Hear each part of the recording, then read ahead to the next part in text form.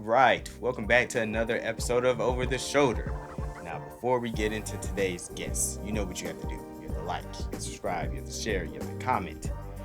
We're in the UnSpoken series, so I brought to you a man who I've worked with him several times. Again, when I tell you I'm looking for an actor, I'm looking for energy, I'm looking for punctuality, I'm looking for understanding the character, I'm looking for all the things that make the story move forward. And that's why I continuously work with this guy. He brought David to absolute life. Without further ado, it is OJ Hemingway. Yeah, what's up, man? Hey, how you doing, man? Good. Thanks for having me. Yeah, man, of course, man. Of course, man. Thanks for being a part of another project. At this point, you've seen a lot of my wacky, wild ideas and kind of come to fruition. So I appreciate you still being like, dang, that man, I'm gonna show up for him. Yeah, for sure. I always have a good time when I work with your projects. Okay, I Yeah, appreciate that, yeah. man. Okay, so let me see. I sent over the script for UnSpoken. What was your initial thought process on it?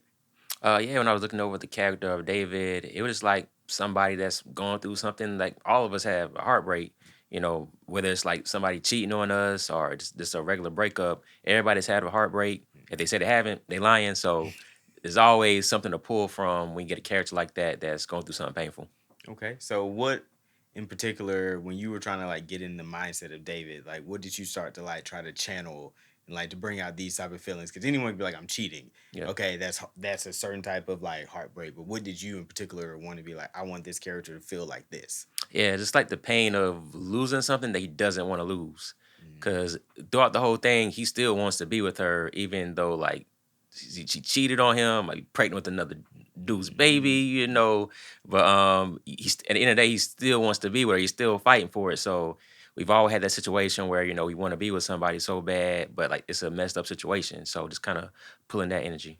Okay, all Yeah. right. So I'm gonna jump to the very end then with just saying that. So do you think that if we continue the story, he's gonna still to fight to be Diamond's man and take care of a child that isn't his? I absolutely do. Like he's the type of character he'll take care of this other man's baby just for the sake of being able to stay with her and not be the stepdad, but be the dad that stepped up. Yes. Yeah.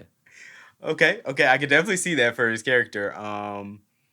What would you want for his character? I want his character I would like to see his character kind of deal with that, kind of try to take care of another man's baby, but then kind of grow from that and grow into himself and come out stronger and kind of see the situation. It's not right for him. He needs to leave. He needs to leave because it's a toxic situation. So for him to kind of come to that boiling point as to where something happens where he ends up leaving that situation because he doesn't need to be with her. Yeah. Okay. So at the beginning of Unspoken versus the final episode, beginning episode, we start off with David like pretty much get away from me, Diamond. And at the end, he's like, Diamond, I need you to speak to me. Like, what do you think in his mindset really like changed to make him go that drastic 180? I think him just reminiscing about like the times they had together. Cause like when he initially got the information, he was pissed off, mad, wanted to leave her, but he experienced some time without her, and it was like, man, I miss what I had. Even though going through the situation, things may not be perfect, I still want to be with her. Okay. All right. So putting yourself in the mindset of David and trying to craft this full character, what do you think Diamond does for him that makes this portrayal worth him still fighting for her? Because probably before her, it was probably a long time since he had that type of relationship where Okay. he was with somebody that he felt love, could have some like past traumas and other relationships, and that's just kind of lingering on into this one. Now he's finally with somebody again. He just doesn't want to let that go. See, ladies and gentlemen of the audience, like what I mean by someone crafting a character. Like, see what he's doing. Like, I'm answering these questions. I have not prepped him, and he's just literally responding because he made David real to him. Like, that's a masterclass in acting right there.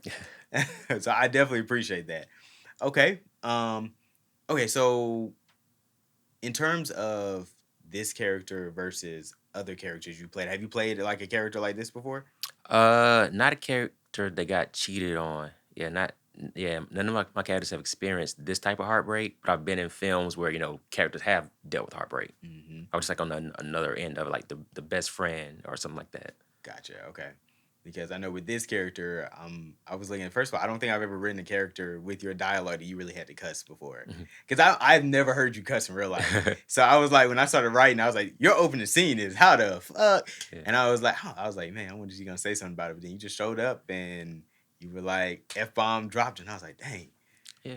I ain't never heard OJ cuss Yeah, before. in the right situation. In the right Yeah. situation. I appreciate you leaning into that. Yeah. Because again, I don't think David's anywhere near your character. You're a lot. I feel there's a lot of weak moments in David. I've never seen any weak moments in you since our friendship has bloomed over these past 4 or 5 years, Yeah, something like that. Yeah. something like that. Oh, we're in Yeah. 2026 now. It's Mhm. because we did what was that? And the first one was like maybe 2020. Yeah, it was 2020. And it was Yeah. that entanglement. Yeah. Yeah. Yeah. Okay. Yes, that was 6 years ago. Hmm. Wow. On time.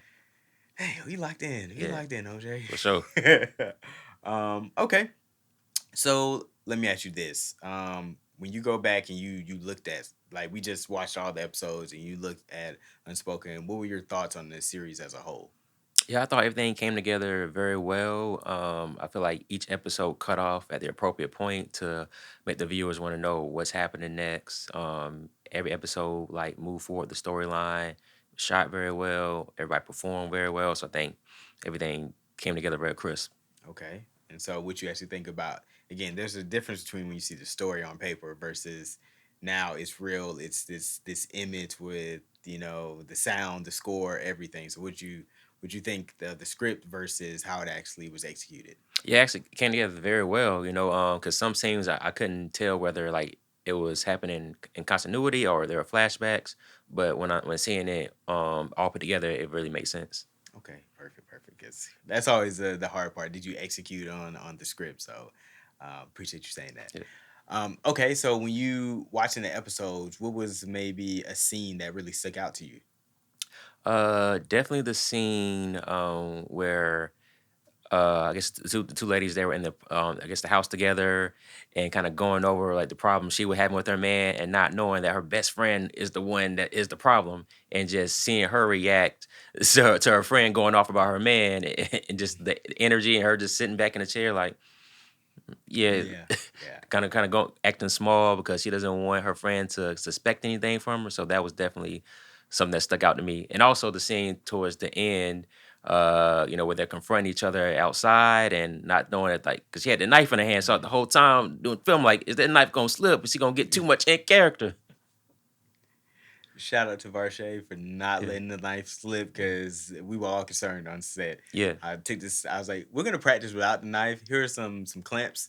You can just hold yeah. this and let's make sure. Let's see how we get all this down because I'm not trying to have anybody get cut on set. Oh yeah, she a knife expert because she ain't let it slip not once. She didn't. Yeah, She didn't. I even saw how she was running up and how she like had it like shielded away from y'all. Like yeah. as she was like stopping, I was like, okay, Mhm. okay, she knows what she's doing. Yeah. You know. One thing I wanted to see was like we tussled a little bit more in that parking lot. We had some little choreo in there. I wanted to see a little more of that. Yeah. So I was trying to make that decision in the editing booth because like I saw y'all tussling and I was like, okay, two man bravado, they're tussling over Diamond. Mm, What is more impactful?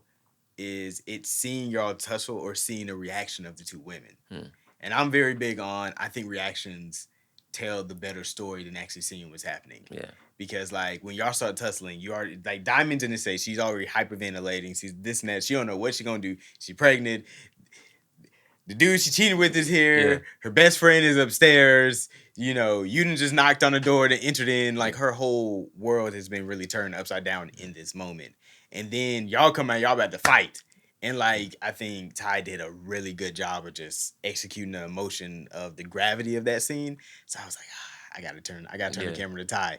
Else it's gonna be like I'm going to see y'all really fight. yeah. I feel I'm that. not going to see Varshay come in and break it up with a knife. So that was a tough thing, and I would say that with this project, as opposed to I mean some other projects, but I had a lot of tough choices to be able to make in terms of like who to turn the camera to, who to give, like what's gonna tell the story best. Like sometimes not just letting the actor or the actress who's talking like put the camera on them, like those reaction scenes, like, but I had a lot of good choices. I was like, dang, like OJ's killing it right here, and then shoot, Ty's killing it right here. Like, Mm, and they both are killing it. It's like who to turn, even on the first episode.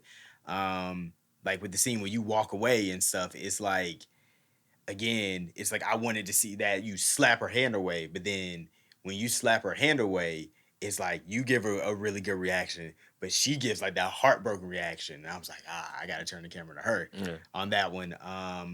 Versus when I look at the end scene, it's like I wanted with you, and she turns and she's walking away from you. I didn't choose to follow her. I chose to stay with you because you're the one out of everyone, in my opinion, your character. It's you have to sit with the most devastating news. Like your whole world has been shaken more than anybody else. You see, Kevin, he went off and he chased Keisha. He didn't stay there with Diamond. Mm. So, that's kind of saying how he feels about Diamond. Diamond's the one, okay, she's pregnant. We don't know how she's gonna deal with this situation. There's options that she can take.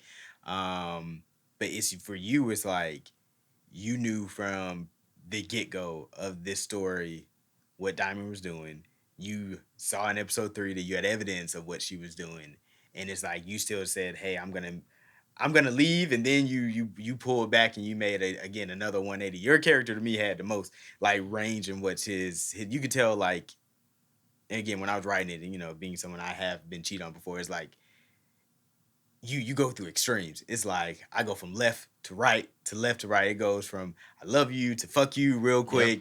And so it's like I really was trying to show that in David's character and his like mood swings. And you did a really good job of really just there. And I would say in the scene where I thought that actually some of your best acting that I've seen was actually in the scene where you didn't have any words because it was all in your face.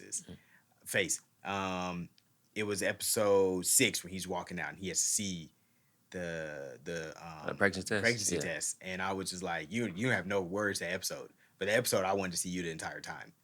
Like the only time I turned the camera was to Ty when she said her line, but everything else like I wanted to see your face and your reaction and stuff like that. And it was just like even like just the little looks when you're just like Diamond has already walked off, but you're like looking at her like I know this.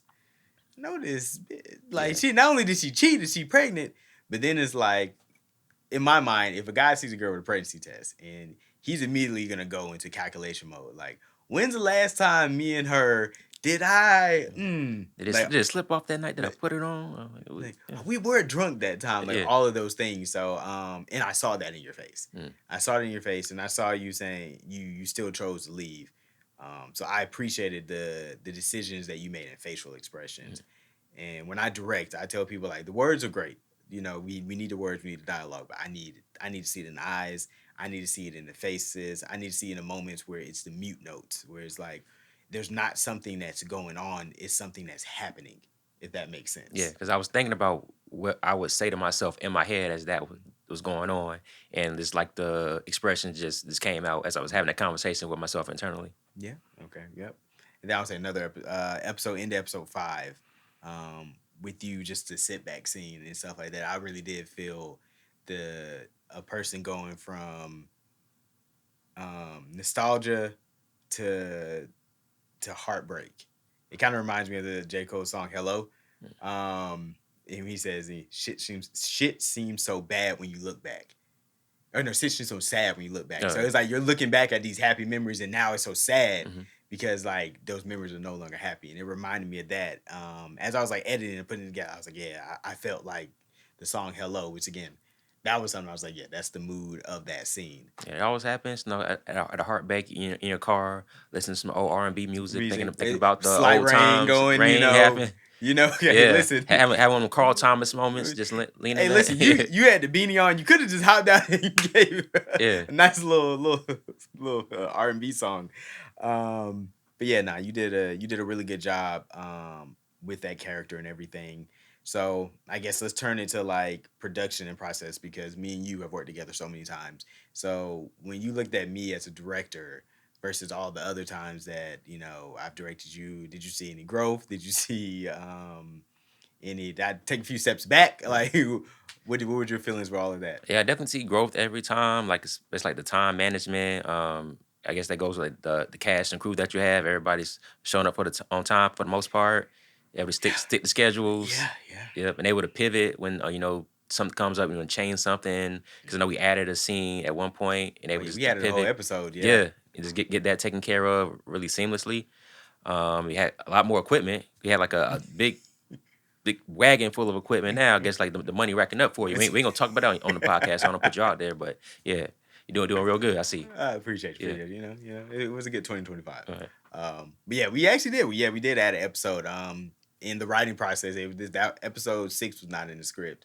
It was just supposed to be a 9-part series.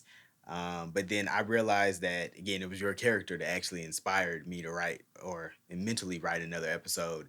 It was you go from that beginning scene, like get away from me, to like yeah, there's some nostalgia, but then you're like telling Diamond we need to talk. And I was like, that nostalgia to Diamond we need to talk. Like nothing has happened that would be a full transition into that moment. So I was like, I need something. And it's like I already know I have Kevin finding the test. I was like, all right, cool. Kevin finding the test that transformed him in a way. So I was like, well, shoot, how can I make David find the test as well? And I'm like, okay, now let me look at the characters. Like, are they? How long have they been boyfriend and girlfriend in my mind? Are they living together? That's usually a big part of it. And I was like, okay, yeah, they're living together. Okay, he about to move out because he done found out she's cheating.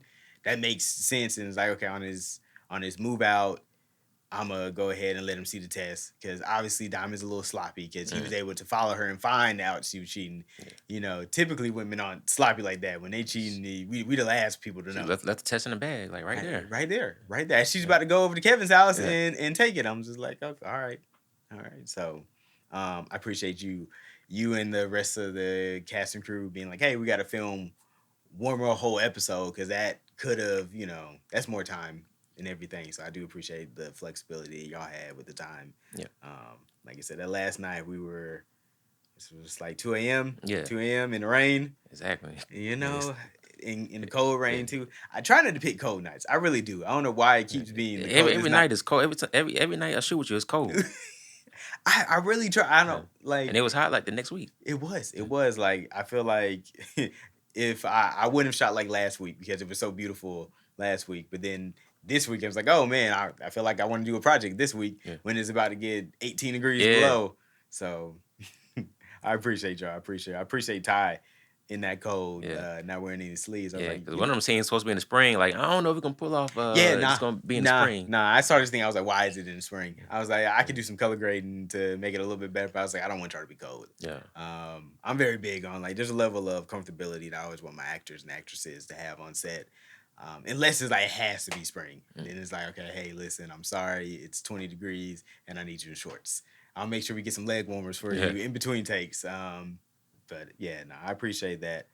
Okay, so let me see. So you've also worked not just with me multiple times. You've also worked with like Caitlin as a camera person. So can you speak a little bit on her growth as being, a camera person behind the scenes? Oh yeah, she was real dope. I mean, she kind of handled everything pretty easily. If you needed her to like move over here, move over there, she was finding different angles to shoot.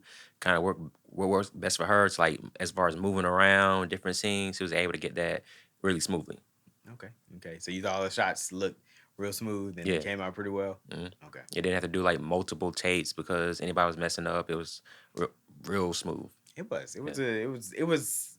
I don't want to say surprisingly smooth, but it was just like I know the first day when we shot the first episode and the 5th episode, I was like, oh, we did this in an hour, both of them. I was like, all right, we ahead of schedule.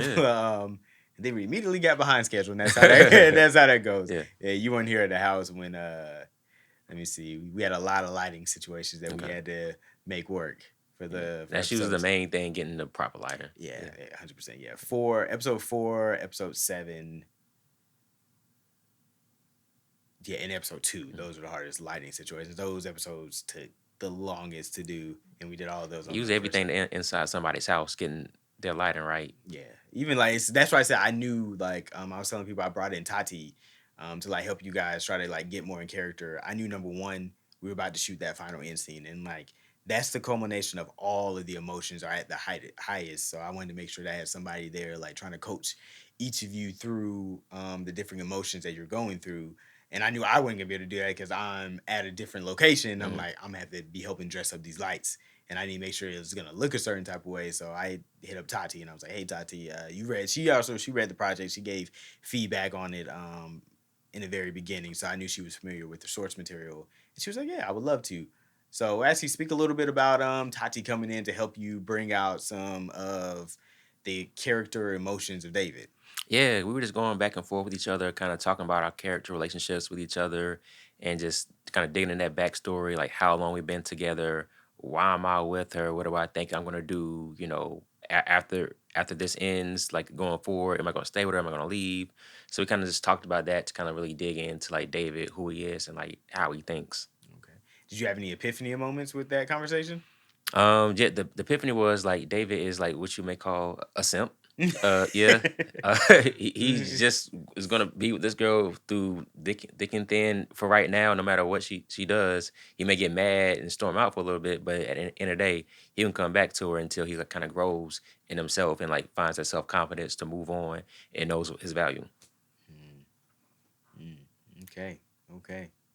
'Cause, Okay. like we thinking like he's the kind of guy that's kind of always working. He works like 12-hour days sometimes, and she doesn't work that much. She has time to go over to her homegirl house all the time, Mhm. deal with her man, and like she's kind of been sending signals to him the whole time that the door is open, and then like, as a man you're gonna pick up on those signals.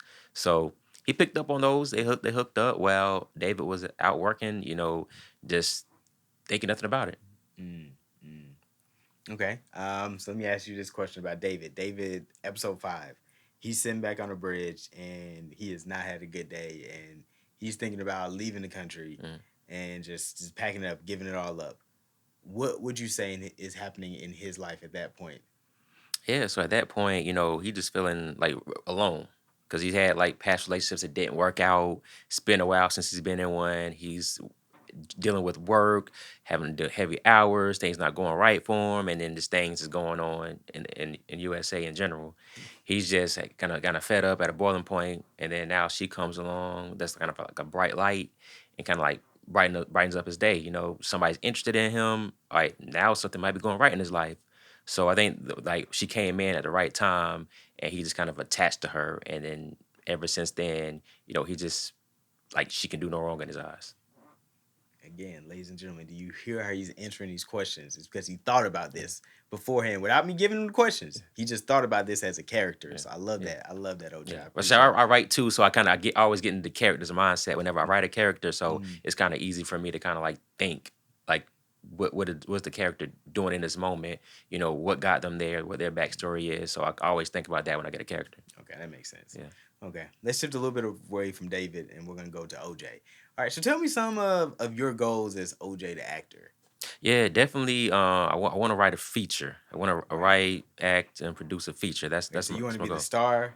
I don't need to be the star. Star. Just Okay, to you want to be. be in it. You They want don't to be just be okay. me in it. I could be the guy in the sideline pop up say message. I could anything. Keaton Yeah, Ivory, that yeah, was a good yeah, reference. Okay, yeah, so you want to write it, be in it some form, and produce it. yeah. Okay, okay. What genre would you want to do?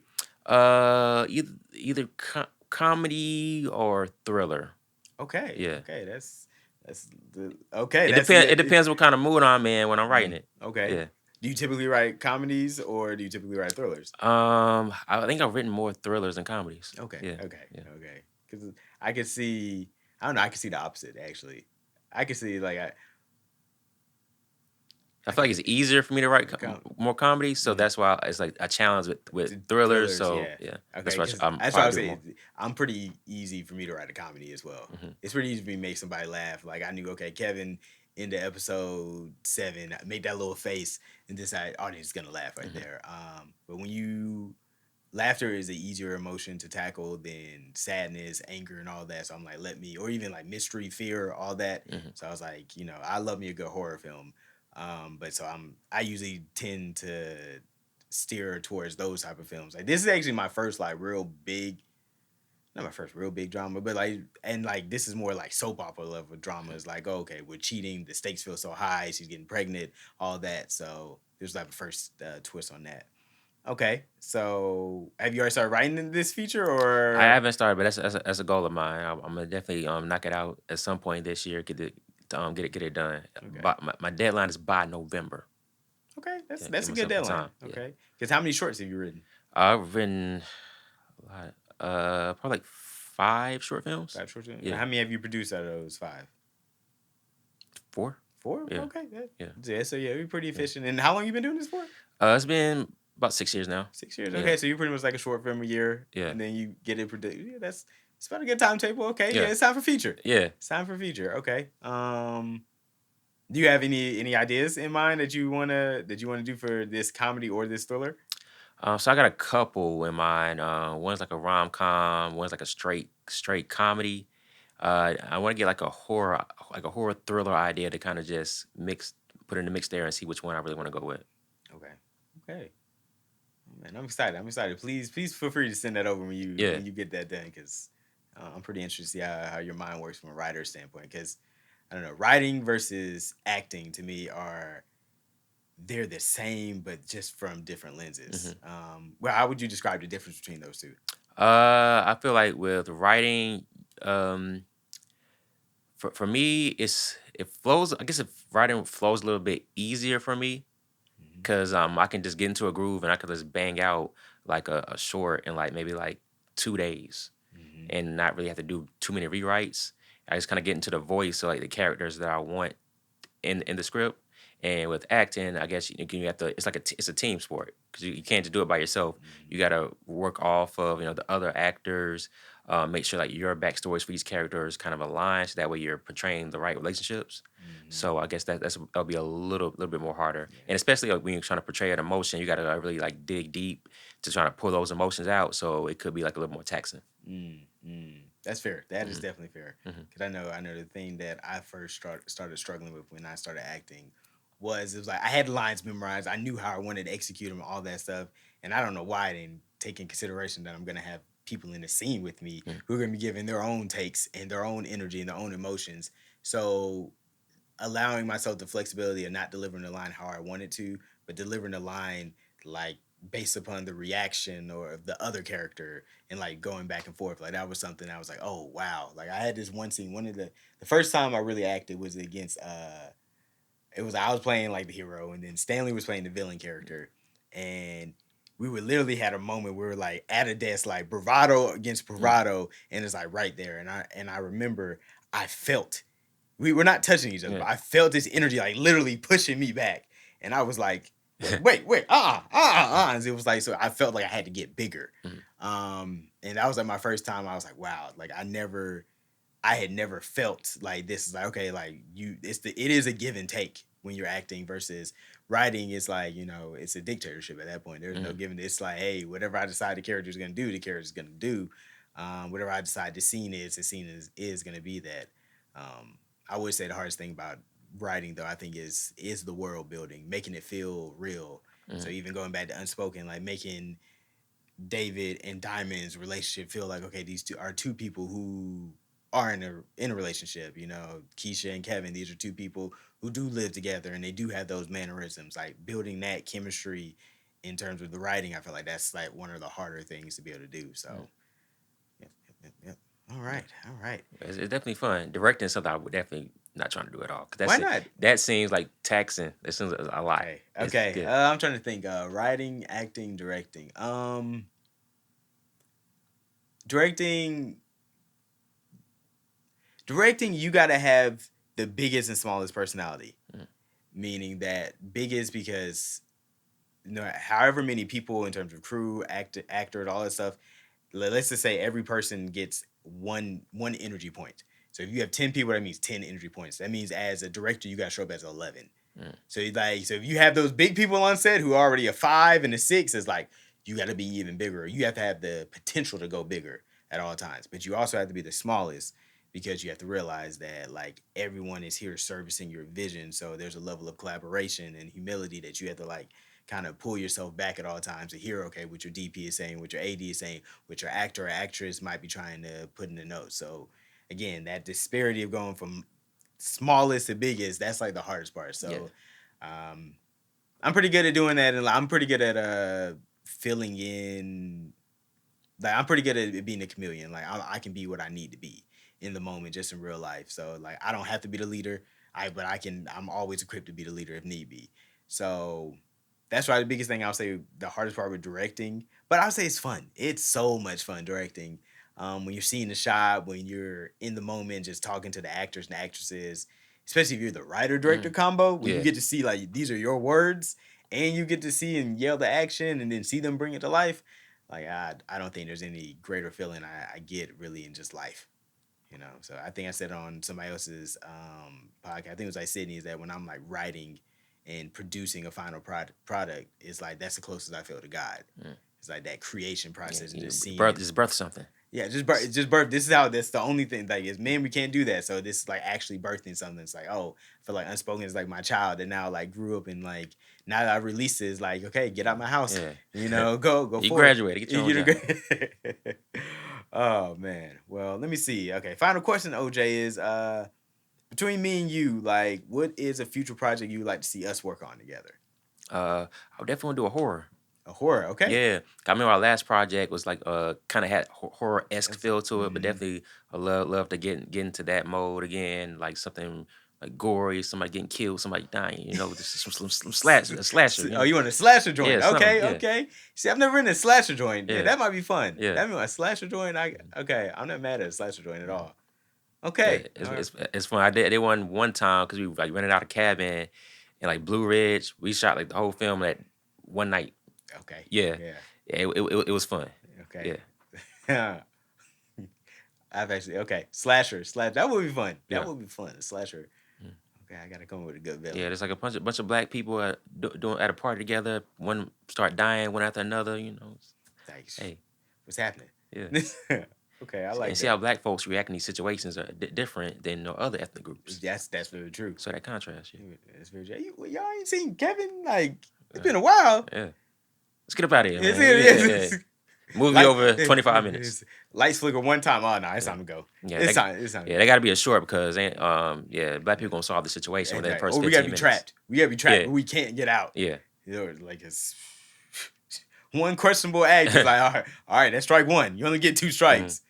So we being figured. Then, if you have Black Roman said, they being figured out the killer in the first 5 minutes, like, so you got to kill them all first. Exactly. It's Marcus. He been acting funny all night. All night. All night. Because I remember back in 6th grade when you tried to teach him how to play spades and he was mad, you'd already told the whole backstory of why he's a villain. So exactly. That's funny. All right, slasher film. I'm not mad at that at all. I'm actually not mad at that. You got my reels turning on that one. Yeah. Okay. Or something where I could play like a real like off character, like something like a Bishop and Juice, or like Old Dog and Menace, something like that. Okay. All right. Yeah. You want to go Bishop? I could do that. Yeah. You could go Bishop. Okay. Bishop, yeah. All right. I'm interested to see Bishop, OJ. Yeah. Okay. He said, okay. He said, I don't want to play David no more. I don't want to play Simp. I want to go complete opposite. Other side, yeah. The villain, yeah. Okay. All right. I got you, man. I got you.